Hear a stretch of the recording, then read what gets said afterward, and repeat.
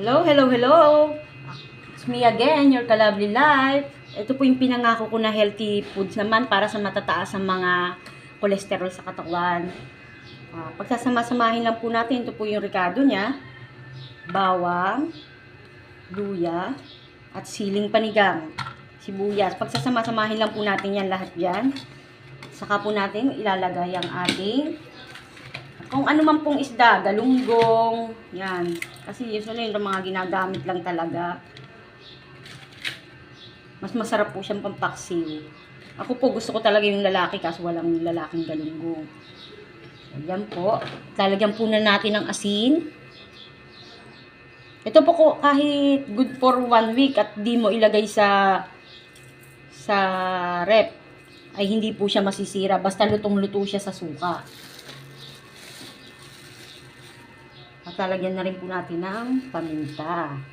Masarap po pang maraming paminta. Mahilig po kasi ako sa paminta. Depende po sa inyong mga kamamshi, mga kadabarkads, kung ano po, mga kalabli live, kung paano nyo po lulutuin to. Basta sisiguraduhin nyo lang po lutong-luto siya sa suka. Para po hindi siya, saka po natin siya bubuhusan ng kunting tubig. At mamaya po natin siya lalagyan ng saka po natin siya lalagyan ng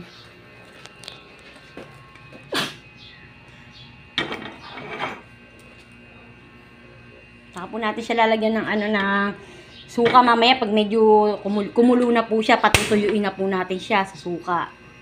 Yan lang po. Kulong-kulo muna siya and then after that, lalagyan mo na siya ng konting oil. Kasi para hindi siya manikit.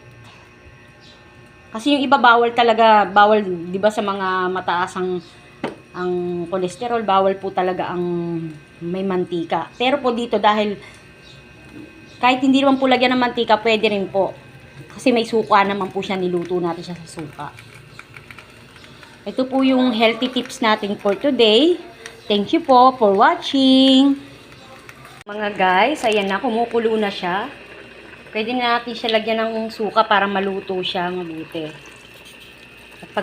At pagkalagay ng suka, huwag po natin siyang haluin.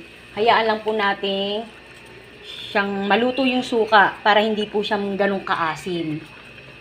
At pwede po natin siya lagyan ng mantika para pag natuyo siya, hindi po siya dry na dry.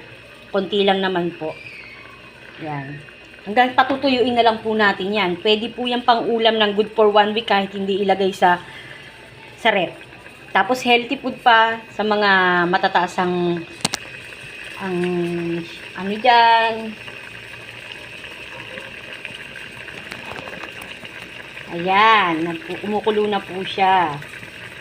So, hintayin lang po natin siyang talagang matuyo. At pwede na. Done na po. Thank you for watching mga kalabli life, mga dabarkads, mga ka-single mom, mga ka-todo na to. Abangan nyo po ang susunod na content ko. Thank you.